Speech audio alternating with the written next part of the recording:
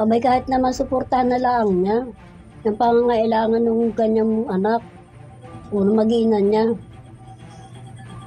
So ayaw niyang panagutan ito. Bayo, namamayat na. Pinatira namin ito ng bigit 1 taon, walang trabaho, pinakain, iniwanan din. Pagkatapos sasabihan pa kami ito dahil ipakukulong. Tubig, Aileen! Tubig! Ilang taon mo na ito tatay ginagawa na ganito? 35 years. 35 years na? Oo, dito nga naglakyan yung mga anak ko. Muli ko ngang pinabalikan si Tatay Lito at pinabigyan ko na din ng groceries para pang-alalay sa kanilang pang-araw-araw. Atin alamin kung bakit gustong ipakulong si Tatay Lito at kung sino itong kakaso sa kanya. Magandang hapon sa lahat ng mga viewers dito ni Commander sa channel na ito at ngayong araw. Katatapos lang namin mag-scout ni Rans sa ilang barangay dito sa bayan ng Kapalonga. At ngayon ay bibisitahin natin si Tatay Lito, yung na-vlog natin noong nakaraan dito sa channel ni Commander na nagdi-deliver ng tubig sa loob ng 35 years. So sobrang tagal niyang ginagawa yung pagdi-deliver para mabuhay yung kanyang pamilya. Kaya bisitahin po natin siya kung nandito ngayong araw, kung hindi siya nag-deliver o tapos na ba. Kasama ko si Rans TV, and dyan may daladalang blessing na bibigay ni Commander, groceries worth 1,500 para po kay Tatay Lito.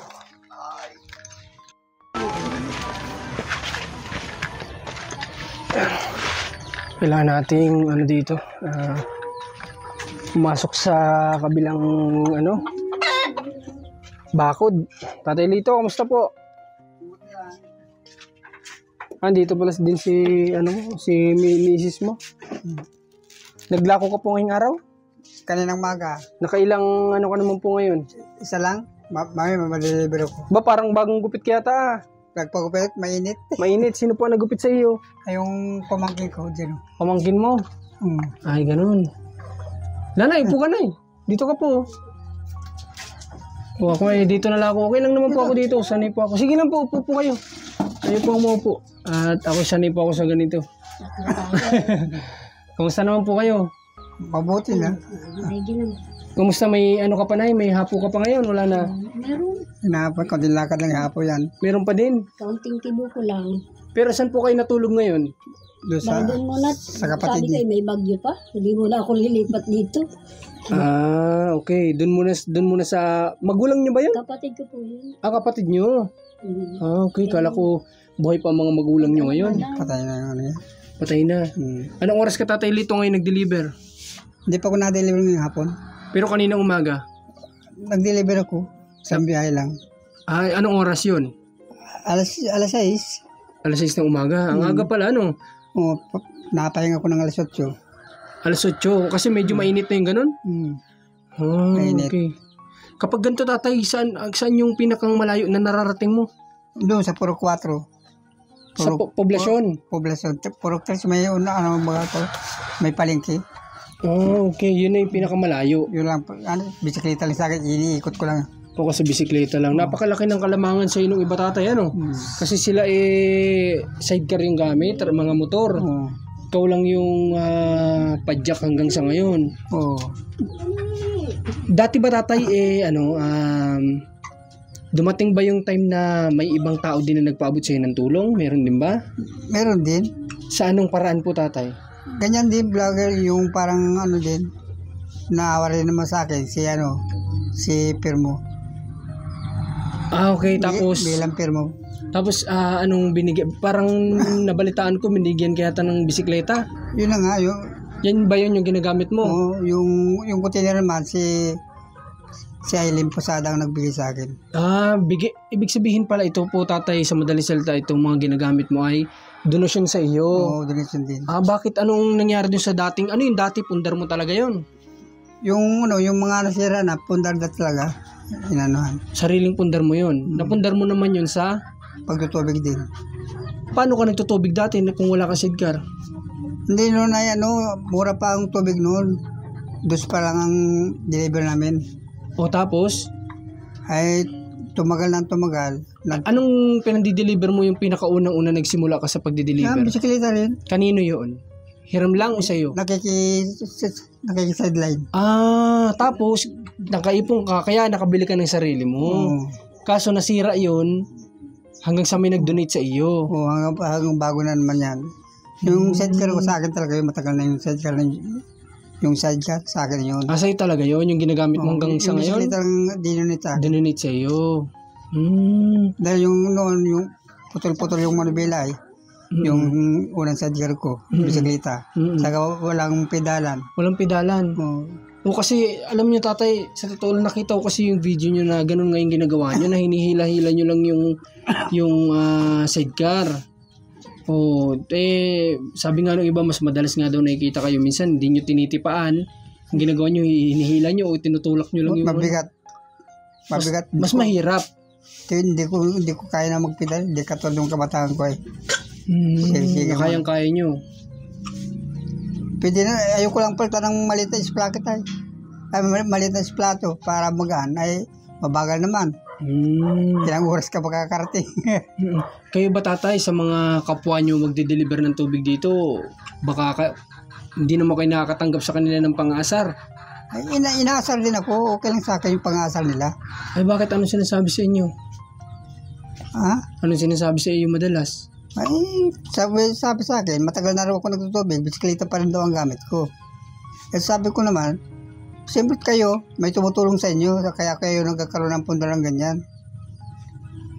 Kapag tapos ang anak mo, yung anak-anak ko nyo, kaya kayo ganyan, maginawa sa inyo. Ako walang tumutulong sa solo flight. So, ibig sabihin pala sa edad din, wala pala talagang pinipili ang ganito, yung mga ganyang sitwasyon. So, pati pala si Tatay Lito, nakakaranas din ng sabihin natin pang-asar sa ibang mga tao na medyo nakakaluwag-luwag sa buhay, na may mga ginagamit silang magandang service na sinasabing sa loob ng 35 years, tama ko? 35 years, bisikleta pa din daw ang ginagamit ni Tatay Lito. Ano ba naman ang magagawa ni Tatay Lito? Talagang siya lang yung nagtatrabaho kasi, di ba?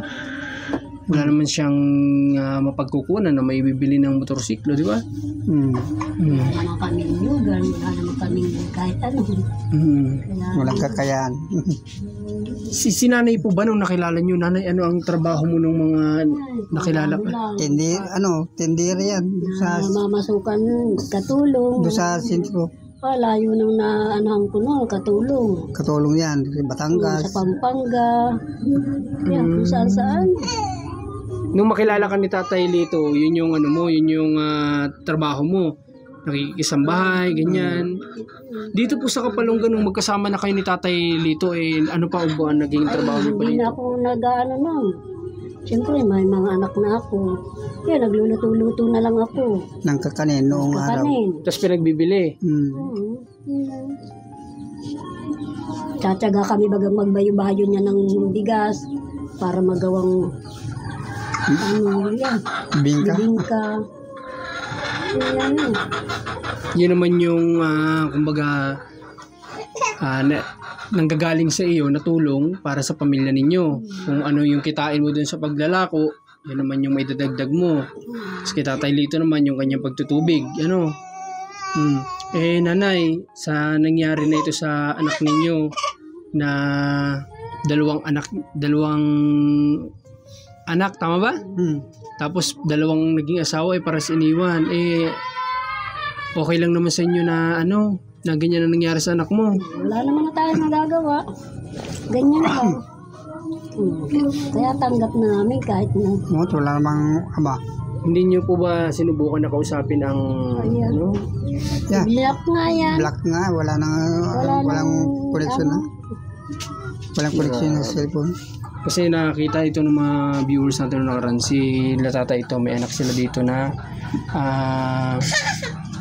may anak na baby pa na nandito nga sa pudar nila kasi nga dalawa naging anak niya, magkaiba ng tatay din yun, paras nang ginawa sa kanya na iniwan, at sila tatay yung nagsi-shoulder ngayon sa kanilang anak at sa mga apo.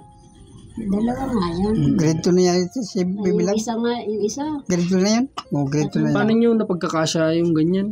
Paano nyo na pagkakasya sa inyong ang dami ay lang kayo Minsan dito? nga, hindi kasya. O baka Bakit? lang yan, kalahating kilo. Minsan iniutang ko pa. Kalahating kilo. Iniutang ko pa yung inaano dyan. Makaulam lang, nangungutang pa. Inutangan ko. Ay, kasi no May naman. nagpapautang naman sa akin ng pang-ulam. Binabayaran ko rin naman. Yung anak ko namang hindi nakatapos. Yun, nagtatrabaho eh. Kulang pa rin naman sa lahat. Magkano lang isang Nakatapos lang araw. ng second year college. Gusto ko pa nga mag-aral. Kaya lang ay yan. Paano? Ay ang kita naman nun, nababali na ng Binibigay rin dito siya na. pambili ng Yung gatas, yung ano. gatas. Kayo naman minsan hindi naman dumatating sa inyo na nagtatalo kayong mag-asawa. Hindi. Ay, hindi naman. Pag naman nagtatalo kami, naalis na lang ako para lumamig-lamig siya. Tama Pagba- yun. Pagbalik ko, okay na. Hindi mo sinasabayan, kumbaga. Mahirap pang isang babae mag-asawa ay dadagdag ka rin. Ay, hindi kayo magkakasundo. Sasabog lang ano. Sasabog lang. Kailangan Ang ginagawa mo, umalis ka na lang. Oo, kahit anong sakit lang i-ano sa'yo, dapat ay lumayas na lang ang isa. Wala mag-i-imake ha. Lumayas na lang yung isa. Okay. So, dito, madalas magkano binabayaran nyo sa kuryente? Ewan ko. Yung binayaran namin yun na yan, 550. Ba, malaki-laki din ano? Pinakamataas yun. Bakit ano ba ang mga kagamitan nyo dito? Ba't umaabot ng Yan ganyan? lang. Cellphone. Ilaw, Cellphone. charge lang ng cellphone, electric fan. May TV ba kayo dito? Wala. Bakit umabot ka pa paano? Medyo malaki na talagang konsumo ng kuryente siguro ngayon, ano? Malaki ang ano. Kasi wala naman... Maraming dinagdag ay. Ha? Maraming dinagdag sa kuryente. Anong idinagdag? Yung mga sunod na magawa na ka. Ang laki nga. Ano yan? Ano yung mga... Yung resibo na yun. Ang electric pa naman namin, yung mga clip pan lang. Oh, yung mahina lang sa kuryente yun. Ilaw lang. Paano ginagawa nyo sa ganun? Anong diskarte nyo sa mga bayarin? Matagal-tagal pa eh. Sinisip na. Ipon-ipon. Pag nasa 150 ang ano ko, tabi yung 50. Bahala doon sa sandaan kung ano mapibili. Ganun. Minsan pag nga sabihin ko dun sa anak ko, bumalik ka muna. Yun. Minsan nabali si mga anak ko. Nanay, tatay, may tatanong sa inyo. Dito ba sa pagsasama ninyo ng matagal na panahon dito sa bahay na ito, nakaranas din kayo dito ng walang kinakain? Ay, nung araw. Ganun nga nangyayari. Wala. Ay, nung namin Minsan lugaw. Lugaw yan. Nung araw yan, nandun pa ko sa may bukana. Minsan tinapay lang. Na. Sa ngayon, hindi nyo naman na nararanasan sa awa ng Diyos. Ay, hindi. Ibig sabihin lang nun, kahit na ganito lang yung trabaho ni Tatay Lito, ay nagagawa niyang pakainin ng tama o sapat yung kanyang pamilya. Kaya, yun, saludo kami si Tatay. At hindi lang yun, kasi nga, sabi ko nga, si Tatay din kasi ang gumagastos pati sa kanyang apo at sa kanyang anak na nandito, no? Yun nga lang, nahinto yung isa niyang estudyante dahil nga sa hindi na kaya ni Tatay Lito na i-provide yung pagkukolehiyo niya. Hindi pa ba siya umuwi dito? Ano pa Sa trabaho pa? Trabaho pa. Sa mamaya, narito na yun. Nakikita nga daw niya kayo doon. Oo, nakikita niya kami. Nabili ka na Cecil? Sino po yun? Ka na Cecil? Cecil na Estoras? Fidel na Estoras. Nakikita ko ano yun. Yung boy baga doon? Siya yun, anak ko yun. Yung boy na lalaki? Yung malaking katawan? Oo, anak ko yun. Yun yung nag-college. Si J. Mark. Okay. Gusto nga nung mag-aral. Okay, yun ang anak mo. Oo, yun ang anak ko. O doon sa binibilang natin. Na kung saan tayo bumibili yung mga grocery na yun. Okay, siya yung binigyan ko ng, maalala ko, binigyan ko ng chocolate nung isang araw. Basta, siya, kung hindi ako nagkakamali, kung yun yung anak ninyo, yun lang yun. Oo nga, kasi yung hindi naman siya katangkaran. O, di yun nga yun. Yun nga yun. Binigyan natin ng chocolate to. Pinapatikim nga ako. Kasi sabi ko sa kanya, bumili ako ng chocolate doon. Hindi naman namin, binigyan ko yung nagtatrabaho doon. Okay, so anak mo pala yun. Ano ko yun? Oh, small world. Hindi namin alam na anak mo yun. Siya yung nagka-college na huminto. Lagi natin kami ron. Pangilan ng mo. Mabait yung anak mo na yun. Mabait yun. Mabait. Oo, kasi sinasabihan ko nga siya nung una na mga kabayan kasi dati wala yun doon sa binibila namin ng mga groceries. Tapos may one time na parang bago sa paningin namin yun doon na nando doon. Tapos sabi ko nga pagsipagan niya lang kasi mas mainam na yung may trabaho kaysa wala. Sabi ko butihan niya lang sa kasi nung una nakikita ko siya nahihirapan siya sa mga bilihin. Sabi ko wag mo, baka porque nahihirapan ka, ayaw ka na. Sabi ko, pag tagal-tagal, makakabisado mo rin yan. Yung pala ang anak mo. Yung sasabi ko. Okay, so hindi ko alam na yung tinutukoy ni tatay. Pero wala naman na kasi kaming ibang pinagbibilhan na may boy. Doon lang talaga. At saka wala kami binibila ng groceries. Doon lang talaga. Okay, ngayon kilala na namin yung anak mo. Pagpunta ko doon, bibiruin ko lalo yun. Dahil anak nyo pala yun. Okay, sige. Bali ilan nga naging anak nyo? 6 yan. 6. Namatay naman yung dalawa. Namatay yung 2, 4 na tira. 1, 2. Nasaan pa yung 2? Doon yun sa pabahay ni Mayor, ni Pretty Boy. May yun, may pamilya na rin. Parehas. Ay, yung isa bagay, wala ring asawa. Yung isa rin, naanakan din yun. Yung nandito? Hindi. Yung sa kaya Canada. Ba't ganyan nangyayari sa mga anak nyo, nanay? Ay, ewan ko. Madaling mga lukuhin. Madaling, konting lang. Pero malaki na, 3 taon na yung anak no, nasa akin yun. Narinig sa ate ko. Ikaw din naman na nagsusolder. Grabe naman ang pangyayari na ito. Sakripisyo na talaga yan. Sa kanya. Sakripisyo talaga namin yan. Yan ang sinasabi ko sa mga bata kung sakali kami ang mawala, paano ka na? Kung hindi ka paano ka mabubuhay? Ganun ko. Pareho na sabi, huwag na kayong umasa sa akin. Dahil ako yung medyo pahinal rin ng katawan ko. Sinasabi ko sa kanila. Ay, naigin naman yung isa. Nagtsatsaga rin magtrabaho. Ito ang kawawa kung sino dyan, magkaampon. At wala rin mga niya. Bagal siya yung ate niya. nasa talagbukaw sa pabahay. Doon niya pupunta. Isa rin naman yung wala rin. Yun nga. Isa rin wala rin yun. Kawawa itong anak mo na ito, tatay. Ito ang kawawa talaga. Bumagsak ang katawan ninyo at mahina na kayo. Hindi naman ako pagkaramdam ko parang hindi rin ako nanghihina. Lalong nalakas ako.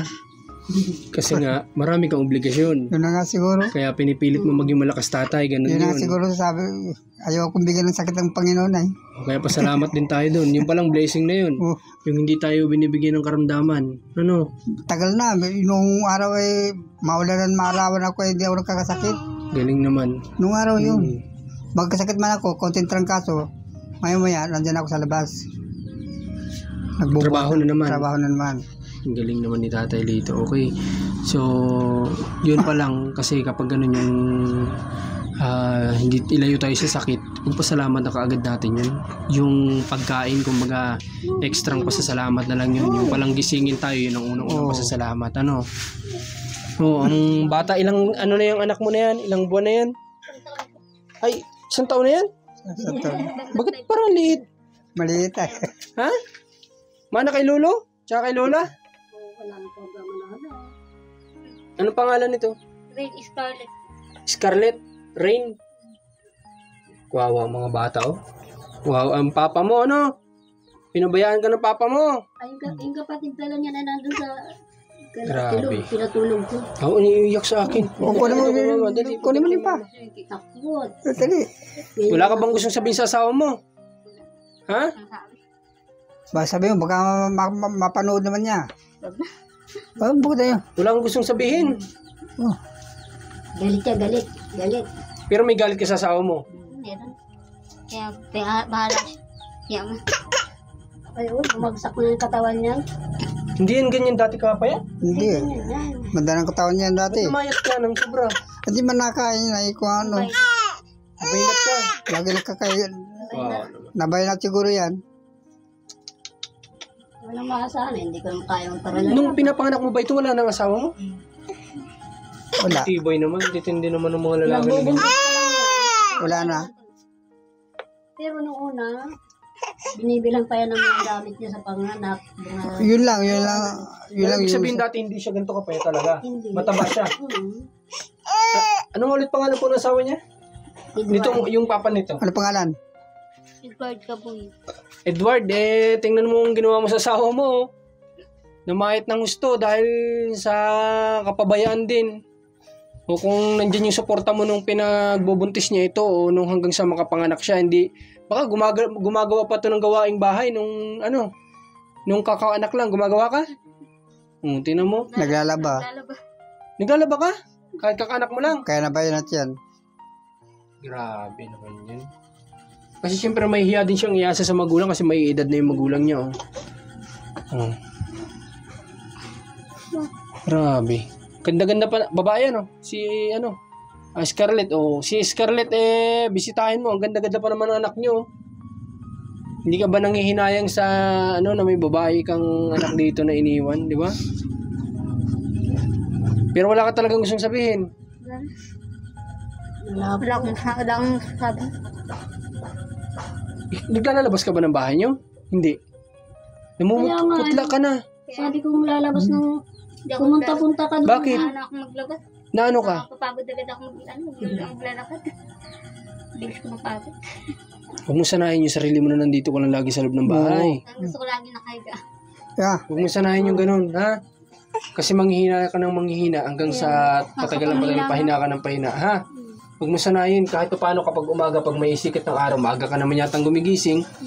Habang tulog ang baby mo, kung sino pa nandito, pamantay mo muna. Maglakad-lakad ka dyan sa labas. Ha? Namumutputla ka na, Kaya nga, Putla nga. sabi nga po nila. Sabi kong pupunta doon, Putlain ka na. Maglalalabas ka sa umaga, ha? Sana makasalubong ka namin niya pag umaga. Sana nga po. Ha? Maglakad-lakad ka. Kapag nasanay ka ulit na napapagod-pagod, lalakas-lakas yung resistensya mo niyan. Ha? Grabe. Ano yan? Breastfeed pa? Breastfeed o gatas? Sa akin pa po na... Sa iyo pa? Buti may nadidede pa sa'yo. Nakain man ng kanin yan. Ay, nakain naman na. Pero pinapadede mo pa rin. Pampatulog. Kawawa din si mama mo. Payat na. Nagpapadede pa sa'yo. Mapadede ka lang kahit payat na si mama mo. Kaya kailangan maging healthy ka, ha? Kasi isa yung umaasa din ng dede yung anak mo ng gatas. Kain ka mga malunggay, kung ano yung magandang pampagatas. Kahit nakakasawa, sige lang kasi isipin mo para sa bata. Ha? Okay, may dala kami ditong groceries so pinabibigay ni Mrs. Nasa lubong ko kahapon yung misis mo. Ito po, dapat siya ang nagbablog sa inyo ay kaso nga lang buntis yun. Hindi ko muna pinagagalaw masyado. No? Kaya ako yung pumupunta dito na dapat instead ay siya ang nakikipag-usap sa inyo, no? Sabi ko nga ay mas mainam na lang na kami yung mapagod sa kakabalik-balik dito kakalibot kaysa naman may hindi magandang mangyari din sa dinadala niyo. Kayo tatay nanay ayaw magsalita ng anak niyo ay sa inyo na lang, anong gusto niyo sabihin sa naging asawa ng anak niyo? Kayong dalawa, huwag kayo mahiya nanay kasi karapatan niya po yan. Kung ayaw niyang may kahit naman suportahan na lang niya. Yung pangangailangan ng kanyang anak. O mag-iinan niya. Kung ayaw niyang panagutan ito. Dahil namamayat na. Gagawa-gawaan niya tapos ay tatanggihan niya. Grabe. Ikaw tay, anong gusto mo sabihin? Bilang lalaki sa lalaki. Sabi mo, Edward, hindi ka ganun kay sila pagkalawasan ni Judy? Kay Aljon. Kay Aljon na hindi ka ganun. Ay, bakit parang ganun din ang ginawa mo? Hindi ka talaga lalaki. Dapat ay tayo dalawa magtuos. Sana wag mo nang kalimutan itong bahay namin kung paano kami nabubuhay. Tumira ba siya dito noon? Dito na tutulog yun. Oo. Tinan mo? Huwag mo naman sanang kalimutan kung paano ka pinakisamahan nila tatay Lito dito nung panahon na nandito pa. Oo. Nung nandito ba siya tatay, anong trato mo sa kanya? Wala. Parang sariling bahay niya. Parang anak mo talaga. Oo. Yun lang ano ko sa kanila. Parang niluluko naman kami yung pagdating ng ano. Tulad nung isa. Katulad ni Aljon, pinatira namin ito ng bigit 1 taon, walang trabaho, pinakain, iniwanan din. Pagkatapos sasabihan pa kami ito daw ay pakukulong. Pakukulong, sabi niya, anong kaso? Pakukulong ka daw. Oo. Nung unang asawa niya. Oo. Hindi yung... Itong tatay nito. Hindi, yung Yung tatay nga nung isa, yung nauna. Oo. Yung ba ang mas nauna? Oo. Pakukulong ka pa, ikaw ba papakulong? Oo. Sabi ko, Alam niyo tatay pinakain nanay. na ng matagal ay Oh, 'di ba? Sabi mo 10 taong walang trabaho, pinatira niyo dito, wala kayong sinasabi. Bigit lang 1 taon. Ah, may 1 taon. Oo. Kaya tatay kayo ginaganon kasi sobrang bait ninyo sa kanya. Kaya inabuso kayo, ano? kaya nga, tinatanong ko, ay di nag-alis sa balutan. Aalis dito. Sabi ko, saan ka pupunta? Sabi niya, dyan lang, sa tabi-tabi. Sabi ko, saan nga? Sabi niya, secret. Ganun lang ang sagot sa akin. Walang ka Walang respeto, ano? respeto. Ba? Hindi Sabi nga, ko, pag umalis ka dito, wala nang balikan. Sabi ko, ganyan. Ay, grabe. tapos sinabi pa doon sa loob, hihiwalayan daw yung anak ng mga magtutubig. Ay, kaya ko lang naman ang anak ng mga magtutubig na asawa ay si Aljo. Kaya ano, Kaya, marami na sila. kaya pinabayaan ko na. Kung tatambay-tambay rin lang naman at walang trabaho. ay Laking tao pa naman nun. Pakainin pa namin. Ay, wag Kapre na. yun. Suko dyan, oh. Suko. Okay. Ganito na lang, bahala na lang yung Diyos sa kanya, no? Kung malay natin, may dumating yung oras na malinawan yung pag-iisip niya, maalala niya na mayroon nga pala akong anak na naiwan. Malay naman natin, ngayon, nagpapalakas lang siya. Ibig sabihin ko sa nagpapalakas, nilalam na niya yung bulsa niya para pagdating ng araw, may maibibigay siya sa anak niya. Nasa kabilang kabilang bahay na yun. Ganun. May Ayun asawa raw yun. naman, ano nito. May asawa raw yun. Malay naman natin, dumating araw, maalala niya pa rin anak Yung ano niya. naman ito, may hapo din yun. Kaya Pag ano na lang, basta tama din yung sinasabi ng anak mo, wala lang siyang gustong sabihin. Kaya nga. Gusto na lang niyang ipagpasa Diyos siguro, ano? Pero tama rin naman yung ginawa niyo na nagsalita po kayo. Kasi, mali natin, mapanood niya, maisip niya rin. Ano? Kasi kung dun sa kabila, sa side nila, nilalason yung pag-iisip niya, siguro ganun. na wala siyang naririnig na kagaya ng sinabi ninyo, hindi niya talaga maiisipan yun. Oo. Pero kagaya nito na nagkaroon kayo ng pagkakataon, mali natin mapanood niya, maisipan din niya, ano? Minahal ka naman nila Tatay Lito na nandito ka, at tinrato ka talagang parang anak daw. Sana malinawan yung isip mo pagdating ng araw na yung anak mo dito ay babae pa naman. Okay. Sige po Tatay Lito. Ano ang pangalan ulit ng anak nyo? Si Nimpa. Nimpa. Ha, maglalabas ka ha. Huwag kang mamumutlak ka na. Maglalabas ka para palakasin mo yung sarili mo para sa anak mo. Ikaw lang kinakapitan ng anak mo. Pag nalabas na, naglalakad-lakad. Naglalakad-lakad kasi nga hindi ka sanay. Lakasan mo. Kasi hindi ka sanay kaya ka nanghihina, ano? Talo mo ba niya ng may hapo? Lakasan mo yung sarili mo. Akala mo palakasin kasi yung anak mo sa'yo yan aasa o walang iba. O pag lumaki-laki yan, mag-aaral yan. Siyempre, ikaw ang kakayod. Kaya palakasin mo yung sarili mo. Ha? Sige po, tatay, nanay. Sa kayo, pupunta na muna kami, ha? Salamat po at nadat na namin kayo dito sa bahay ninyo, ha? Okay, sige po. Saludo ulit kami sa'yo, tatay, ha? Pagbutihin mo lang. Diretso lang. At kay nanay, baka sana gumaling na yung hapo mo. Ito ang binabalik-balik ko sa medikeran. Ayan. Kaya di ako makapunta-punta sa diet para check up. Dahil labo-labo na ng mata ko. Labo na ang mata mo. Yung bang salamin mo ay wala na sa grado. Ay, ang sakit pati, oh. Ay, wala palang ano. Walang plastic. Maganda pala nanay, ma-check upan ulit yung mata mo. Tapos magawang ka ng bagong salamin. Kasi ito, siguro sa tingin ko, hindi natugma sa grado ng mata mo. Kaya nga, Ano? sabi ko, kailan pa kaya ako makakapunta? Nakakahilo pati yung ganyan. Na hindi naman tama sa grado ng mata mo. Yan mo na pag-pray lang natin, mali natin isang araw, sunduin ka na lang namin dito at daling ka namin sa diet para pasukatan ng bagong salamin. Ano? Ha? Hindi malabong mangyari na ano? Sa pray lang, ha? Okay. Lagyan natin ito dyan tayo.